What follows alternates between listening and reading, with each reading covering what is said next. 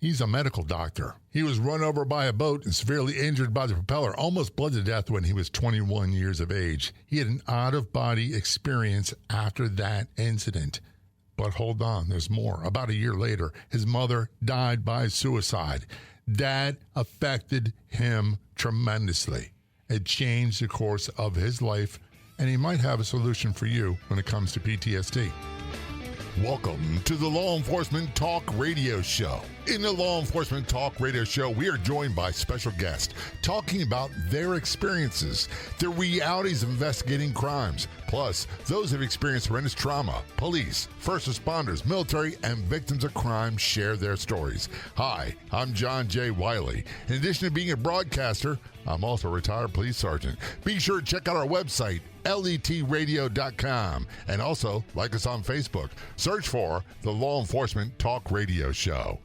You know, we used to have an app, and it was a very popular app. And then, guess what? We couldn't hold a candle to our Facebook presence. How many people have the mobile Facebook app already installed on their phone? How many people use it on their computer? Make sure you follow us. Make sure you like us on our Facebook page. Just search for Law Enforcement Talk Radio Show and Podcast, and be sure to send us a comment to one of the posts. Best of all, it's 100% free. Joining us from Chicago, we have Dr. Eugene Lipoff on the Law Enforcement Talk Radio Show. He is an MD. That stands for medical doctor for people like me who are, there's a difference between PhD and MD. And he's co-author of the book, The Godshot, Healing Trauma's Legacy, The Science, The Stories, The Solution. His website's thegodshotbook.com. He's here to tell a story. He's here to tell how it impacted him and what he's learned and what he's doing about today. Dr. Lipoff, thanks for being a guest on the Law Enforcement Talk Radio Show. Very much appreciated. Thank you so much for having me. It is a pleasure to have you here. And I'll be honest with you, Doc, I feel kind of honored because you may not act like it, but you're kind of a big deal in this world of treatment of PTSD with the Godshot. And I can never say it right. This led to a shot that involves injecting a nerve. Am I correct? You're correct. That's very kind of you to say. What is the name of that nerve? I always believe people should not become legends of their own mind, so thank you. I'm not a legend in my own mind because I'm married, and I got a wife that keep me in line. So I got the same chain of command. By the way, you said chain of command is right. I refer to her as the boss because she really is. And let's be honest, I need her help more than she needs mine, and she's an integral part of the reason why I'm successful today. I could not do what I'm doing today by myself. I just couldn't do it. I think it's true. I call my wife Commander-in-Chief. So how long have you been married? Almost 30 years, sir. Wow. 29 so far. We were starting our 25th anniversary probably next month or October, actually. And I told my mother the other day that, before getting a story, that time flies because she's like, this is your 25th wedding anniversary? I'm like, yeah, it is. And my first wedding, my first marriage ended miserably. And a lot of that was due to my own inability to deal with trauma better, which we'll talk about. But you've gone through it in your childhood. First of all, did you want to be a medical doctor first, or do you want to do something else first? No, I wanted to be a medical doctor first. Both my father and my mother was a physician, and my brother is a physician, so I'm kind of the fourth of the four in our family. And you went through I have my notes that you went through some really tough stuff beginning at the age of 21, and these had an impact on what you do today. Am I wrong? No, you're not wrong. So basically, I mean, I've had a number of traumas, but two big ones were I was hit by a propeller blade in Mexico, and I almost bled to death. And then the next year, I was a surgical resident, and my mother took her life when I just started my surgical residency. That derailed my plan to become a surgeon, which kind of ended me in anesthesia. And then from anesthesia, I went to pain medicine. And in pain medicine, I had opportunity to start treating PTSD. And that really had a direct impact on me creating this treatment modality, which has now been pretty accepted in many places. Not enough yet, but we are moving along. And we'll get to that in a moment. I just got to say this. My own personal story is deeply, I refer to PTSD as post-traumatic stress injury. It's more, for me, it's more of an injury than a disorder. I understand with the medical field why they have to call it disorder. But I was diagnosed with that back in the 80s, late 80s, and it dominated my life through my early 30s, and things are much, much better today. But am I an exception to the rule, or am I kind of like a lot of people? You mean as far as the name, PTSI? Post-traumatic stress injury? Either one. Well, there are a couple of things to that. I think, so PTSD, and I'm using it just for simplicity's sake, and we'll get into more detail, but PTSD leads to misery in a lot of people. So It's about a quarter of the United States have PTSD, probably higher number. But the whole term PTSI, you said you don't understand why you understand why doctors call it that? I don't. And I'll tell you why I say that. So PTSD was a term that was originally coined in 1980, DSM-3, which is a manual. Uh-huh. So now this is now 2025, and they're still using the same term. There's no scientific reason for that. Previously, the first time PTSD was termed clinically was Civil War. It was called soldier's heart. Right. Because people had multiple arrhythmias, and they looked kind of faint, they didn't look so good, all of that. So that's soldier's heart. Then it became shell shock, World War I, then battle fatigue, World War II, then Vietnam syndrome, and then PTSD. So there was a gentleman, his name is Frank Agbert, very famous psychiatrist. He came up with the term Stockholm syndrome. But he also believed that the name needs to be changed to PTSI, which you're exactly right, post-traumatic stress injury. That reflects a current understanding that PTSD is actually a biological condition that is visible on brain scans. So when somebody says PTSD is invisible wound, my answer to that, it's invisible if you have the wrong scanner. If you have FMR or PET scans, advanced scanners, you can actually see it. So I did a study in 2023 that showed fairly definitively that if you change the name PTSD to PTSI, the stigma gets better. Stigma gets better, then people will get treated. And then the suicide rate, which right now is the highest it's been since World War II, will be reduced. So I went to American Psychiatric Association. I said, hey, it's time to change the name. And they go, hey, you don't have enough information, go away. So they said, get away from me, boy. Really hard time to change it. They gave you a hard time, said, get away from me? Not in those terms, but if you want to see exactly what I said, you can go. So here's what I would suggest, that you can help, and the audience can actually help make that change. If they go into the website, it's ITS PTSI. So it's itsptsi.com, itsptsi.com. There is a survey. So I did a survey on 3,000 people, and APA basically said, go away. Give us more information. My goal is to get 100,000 people to fill out the survey. It's 7 questions, takes about 40 seconds, doesn't cost anything. You don't have to give your name or anything.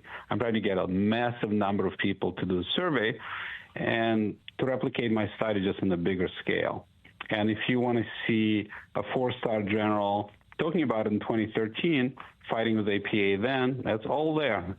All my TV appearance about it, everything is there. It's in one spot. We're talking with Dr. Eugene Lipoff. He is co-author of the book, The Godshot, Healing Trauma's Legacy, the Science, the Stories, Solution. The website is thegodshotbook.com.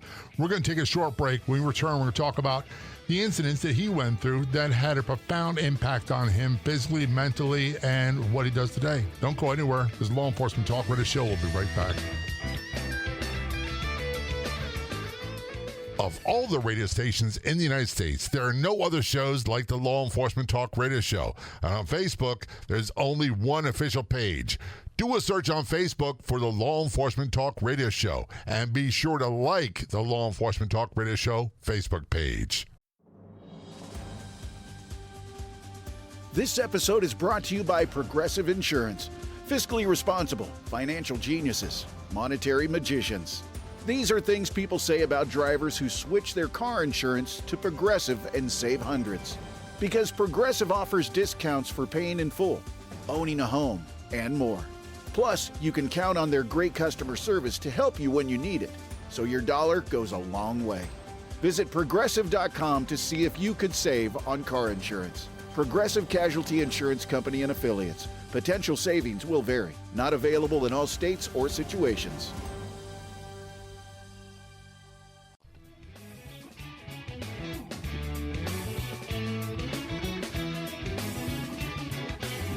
Return our conversation with Dr. Eugene Lipoff. He is co-author of the book, The Godshot, Healing Trauma's Legacy, The Science, The Stories, The Solution. Website is thegodshotbook.com, which we will talk about later on. Earlier in the conversation, Doc, you started talking about you're run over by a boat, which that doesn't sound like a big deal. But the fact is that you were severely injured by a propeller. You almost bled to death. You had an out-of-body experience. And is it fair to say this had a profound impact on you? You were only 21 when this occurred. Yeah, I would say absolutely had a huge impact on me. And so let me just give you a little more detail what happened, and you'll kind of get a feel for that. So I was snorkeling in Puerto Vallarta, and there were buoys around us, and the guy was drunk and ran me with his boat. So his boat hit my chest, and then the propeller made a bunch of incisions in my butt. So I got, people talk about being in a tunnel. So I was actually in the tunnel. So it was very interesting because it was very mystical. I didn't see God, but I talked to a bunch of people there, and it was like very pleasant. It was nice. And then at the end of that, it said, "It's not your time." And I woke up. There was blood all over it. And the guy I was in the ocean. So the guy is looking at me bleed from the boat. He was drunk. So I crawl into the boat, and I'm still bleeding. Fortunately, I had medical training by that point. I put pressure on those bleeding points. And then they got me to the shore, and they almost killed me in the hospital when they operated on me. And I finally made it home. So I was really walking pretty poorly for about a year following that. And there's no wonder you were. Well, I want to go back to the incident's bad enough, but you had this, and I don't know how to describe it. A lot of people use the term out-of-body experience, but you had this experience afterwards that you went through this tunnel and you met people that were near and dear to you. Am I oversimplifying that?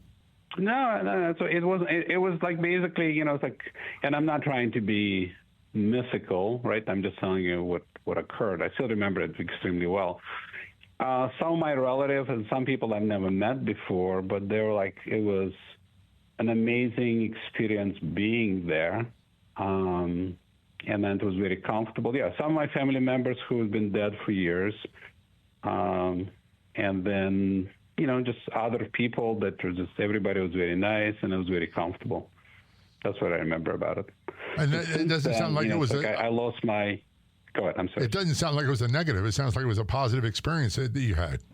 It was very positive. So what as a consequence, I lost my fear of death and dying. So I have because it was very comfortable. I got very comfortable. And before that, I was very inhibited and shy. After that, I lost my shyness. It kind of literally was knocked out of me. Figuratively and literally. The boat knocked it out of you. By the way, there's an old Irish saying that goes like this: there's two things in life to worry about, whether you're healthy or sick. If you're healthy, you got nothing to worry about. If you're sick, you got two things to worry about. You get better or you get worse. If you get better, you got nothing to worry about. If you get worse, you're going to die. You got two things to worry about. We're going to heaven or hell. And by the way, you got nothing to worry about, because in heaven, you'll be surrounded by people you love. And in hell, you'll be surrounded by people you know, that you've fond with, you've gotten along with, and you got nothing to worry about. And that's an old school thing. That's cute. It's really an old school thing, but I can get where, and this is where it's a little weird. I didn't get hit by a boat, but the one thing you're not going to do, you're not going to scare me with threatening my life. I've been through too many life-threatening situations already where people try to kill me, and they're like, you want to get my attention, you got to work a little bit harder than that. Yeah, okay. All right. Well, but it looks like whatever occurred with you, you're doing something positive with it. I think that's marvelous. That's the thing. But yours didn't end. We're just going to talk about two. So about a year later, your mom, while you were in medical school, she died by suicide. Am I wrong there? I started my surgical residency training at that point. And how did you find out about this? So I was finished with medical school. She got to see me graduate, and 3 months later she died. And how old was she when she died? I think she was 54. That's a young person still. Very, yeah. And this is your mom. That's a hard. I don't have the words to make it. Part of me still wants to make it better, and I can't make it better. I know I'm not God. I'm not Superman. I'm just a guy doing the best I can. And you had to have a whirlwind of emotions going through your head for months after that. Yeah, it was beyond difficult because partly I got to see her dead on the floor with rope marks on her neck, so that was a very vivid image. 1, 2, my father was depressed forever. So every day for the next 3 years, he was calling me, it's the worst day of my life. My whole family fell apart. And, it was, I was depressed, and I drank quite a bit, which is kind of an interesting story. So I started drinking pretty heavily at that point. And I tried smoking cigarettes, and I couldn't do it because my lungs didn't like that, so I was coughing. So I couldn't do that. So I started drinking heavily, and at that same time, I was working at county hospital. I took care of people with pancreatitis, which is pancreas dies from heavy drinking. Right. I was going to say, so you're telling them not to do what I do. Yeah, I was telling them not to do it, but meanwhile, I wasn't stupid, so I was checking my labs. So my pancreas was trying to tell me, it's like, keep doing that, you're going to die from that. And then I had to knock off the drinking.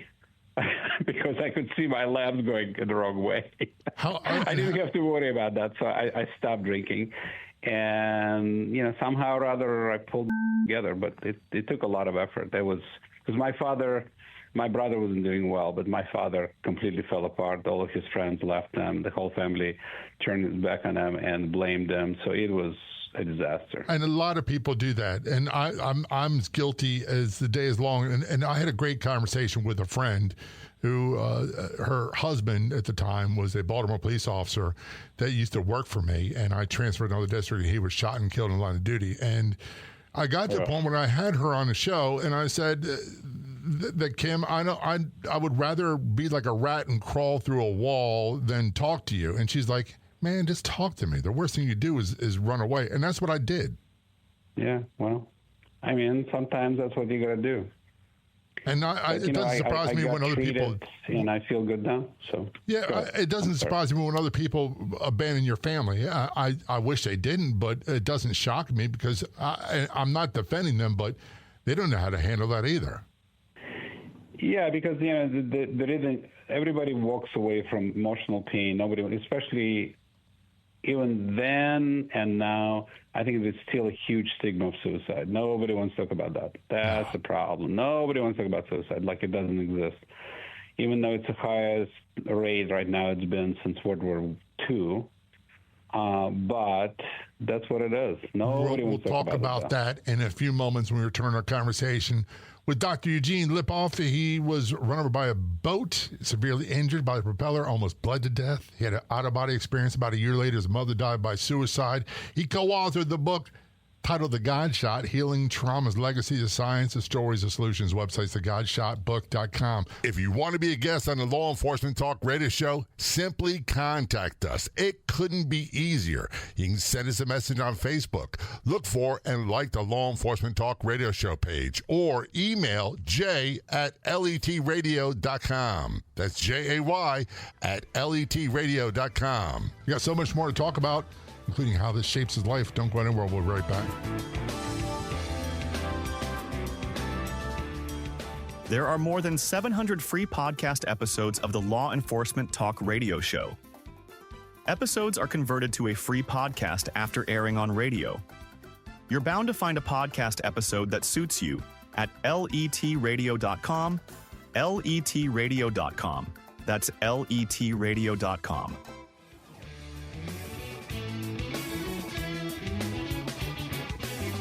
During conversation with Dr. Eugene Lipoff, MD, he's co-author of the book, The Godshot, Healing Trauma's Legacy, the Science, the Stories, the Solution. Website, thegodshotbook.com. In his early 20s, he was injured severely by a boat. The propeller almost bled to death, had an out-of-body experience. About a year later, his mother died by suicide, which we talked about in a few moments. And all that has a lot to do with what he does today. Doc, one of the things that I want to go back to is you're saying that you're dealing with pancreatitis, a lot of other people, and you're doing the things that you tell your patients not to do. and you used the term you were drinking heavily. How bad was bad for you? And I take it that was your early 20s. Well, I don't know. I mean, I was able to show up for work, so I was a functioning alcoholic for 3 months. But, I don't know. I mean, I've never really drank much, so I probably 4 or 5 beers a night. Yeah. That was a lot for me, and my pancreas didn't like that. So. No, of course not. By the way, back then I didn't seem to care. Now I care way too much about my innards. Well, better late than never. That's true. I just had a prior interview, and the older I get, Doc, the more I want, and I'll be turning 67 very, very soon. But and by the way, I sobered up. I stopped drinking alcohol 33 years ago. And the reason why, and not making this about me, is I, to this day, I think I understand why, but I don't know all the details. But for some reason, trauma and alcohol, for me, it's like throwing gasoline on a fire. It does not work well at all. Well, that actually makes sense. That's not a surprise. We can talk about that if you like. Well, I think part of the reason I want to ask you this question is that alcohol in particular, it worked really well for a very long time. But what I've learned about it since is the first thing it does is it lowers your intellect. And the only thing I have to keep me above board sometimes is my intellect. And I can't function off emotion because that's where the problem resides. That's exactly right. Oh, you make me sound like I'm talking. I mean, anatomically, so let's talk about that for a second. So there are basically, let me introduce you 3 structures in the brain. One is the amygdala. That's where PTSD lives. 2 is hippocampus. That's where memory lives. And PFC, prefrontal cortex, is what makes you an adult. So that's why you don't pee on your shoes. Uh-huh. So when you drink alcohol, and PFC suppresses the amygdala, meaning if your intellect or your brain is working, it makes amygdala not cause as much PTSD problem and anxiety and doom and all of that. So if you drink, PFC is very sensitive to alcohol. So you reduce the governor to the amygdala, and you start to have nightmares and anxiety and all that garbage. So that's why it happens with you. Another thing that I was taught is, and maybe you can answer this because you obviously know more about this than I do, is that alcohol, for what we consume, and it worked really well for me for a very long time, it's a depressant. And I got severely depressed. And the combination between depression from the trauma, the depression from alcohol, it almost took me out. No, that's exactly right. Yeah, exactly right. So depression... a lot of the stuff is in PFC, prefrontal cortex. So again, it's a big depressant. Alcohol is depressant. So Valium, Xanax, those drugs work in the same part of the brain. So it's kind of a transient way to calm yourself, but there is a price to pay. And, PFC also, if PFC doesn't work, besides PTSD and anxiety, it can also cause depression. So there is a method of treatment called TMS, which is transmagnetic stimulation. What it does, it actually uses electricity to kind of fix the nerves in PFC, and it works on depression. How old were you when you started making serious changes and you realized that maybe, and I know this is an overused term, maybe you didn't need to be an expert, you need to be a patient, and then you could be an expert? Well, first I used a great technique called denial. It's not just a river in Egypt. That's right. I still use that periodically. Remember our conversation earlier? I was totally fine. I'm married. I got a wife who keeps me in line. The very first thing she does is when I get in denial, she's the first one to, hey, you're out of line. Well, I wasn't married at the time, so nobody was around to tell me. Nobody really cared about nobody cared how I was doing, and I was basically supporting my father, barely working myself, so that was pretty rough. And then I got married to a lady who had issues, shall we say. Then I got divorced, and then I married my wife now, which has been amazing. And actually, I was functioning pretty good. I would say that was not a problem. Then we adopted a kid, and he put me through my paces like you wouldn't believe. I started to have fugues, which is basically, I was very functional at work. I was running a pretty big pain clinic at that time. But he absolutely, I would just come home and be totally useless. I was like a bump in the log. Mm-hmm. And then my wife said, you go fix it. So at that point, I was already working on PTSD. I talked to one of the greatest scientists I know, Stephen Porges, and he said, you have fugues, go fix it. And that point, so then I realized I had a problem. And then I had, my old chairman did a procedure for me to treat me. And I had an amazing psychologist, and that's how I pulled out of it. But it took me being totally non-functional and amazing wife telling you, go get it fixed. That's how we got together. Your story, Doc, is very similar to mine. And I say this, and for a very long time, I had a lot of hostility towards my ex-wife, but she's really responsible for saving my life because I was given the same ultimatum. You find a way to get better or else. And or else it didn't work out the way I thought it would, but it worked out the best way possible. And I have a great life today with a great wife, and I wouldn't trade her for the world. I wouldn't either, but my first wife was really not very helpful. She was a problem. She had alcohol issues, and she was aggressive, and she started throwing things at me. And instead of getting her and me injured, it was time for me to go stage left. Mm-hmm. And that was one of the bravest decisions I made. So I actually was able to be married to an amazing woman. I want to go to your story, and you said this doctor, he did something that was earth-shattering for you in treatment. What was that? Well, the doc I'm talking about, no, he made a diagnosis of it. Okay. I never thought of me as being someone who's PTSD. He said, you have PTSD and you have fugues, meaning you get basically disconnected from reality. Oh, we used to call that dissociative disorder, but I never heard it as fugues. And by the way, I still disorder is a little different. That's like a multiple personality. It is a form of it. But think about somebody who's functional. So dissociative disorder is like you have different personalities presenting, right? As opposed to somebody who's walking around that look normal, but they don't know who they are. They're confused. Oh, yeah. It's like walking around, stumbling around. That's called a fugue. So you were similar to me, and so you're obviously not that way now. What do you give credit for making the progress you've made in your life? Well, a couple of things. One, being married to an amazing person. I would say it's number one. Two, I think I've become very spiritual after being hit by a propeller. Three, I had the treatment done to me, stellar ganglion block, which I pioneered in 2008. I wish I would have known to do it earlier, but I didn't because I didn't believe I had it. And then great psychology by Dick Schwartz was my psychologist, who's a very famous psychologist. I think combination of all of that, and part of it, I knew I have a pretty strong will. Once I realized the problem, it was subtle or not so subtle urging, kicking the patootie by my bride, I was able to get me there. But it took physiology. So the way I look at the word is, mental disorders are real biological disorders. That's so if you look at it from right. that perspective, we will turn that conversation in just a moment. First. We're talking with Dr. Eugene Lipoff. Right. He is co-author of the book, The Godshot, Healing Trauma's Legacy, the Science, the Story is a Solution. His website's thegodshotbook.com. We're returning our conversation. We're going to discuss that very issue. Don't go anywhere. We'll be right back.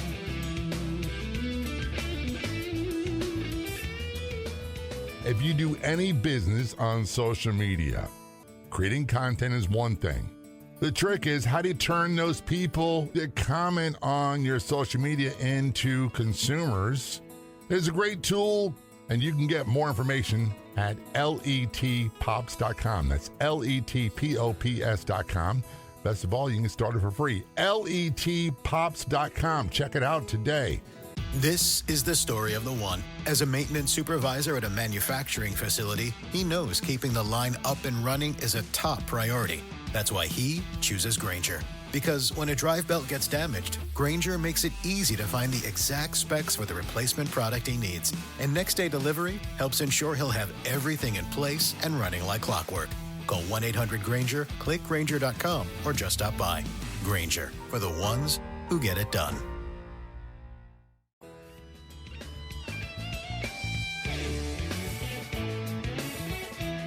Return conversation with Dr. Eugene Lipoff. He's from Chicago. He was run over by a boat, severely injured by a propeller, almost bled to death, had an out-of-body experience. About a year later, his mother died by suicide. Both had a profound impact on him.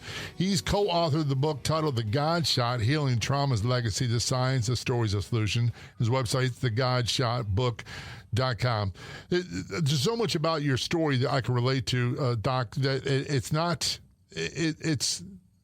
and this is something I felt prey to. I would say, oh, man, they got it really bad. I have no reason to compare myself. And people told me, stop comparing, because it's about what you go through.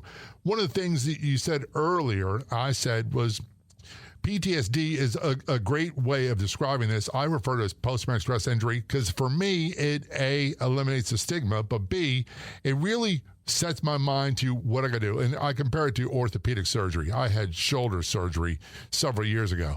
I don't expect that shoulder to be the way it used to be, but there's things I have to do so that I maintain. And one of the things that we're going to fast forward, you got the shot that had a profound impact on you. Can you tell us about that shot? Yeah, so I had an injection. So, it was the interesting part about it is when you come up with something, like it's interesting. Sometimes you're blinded to your own faults, right?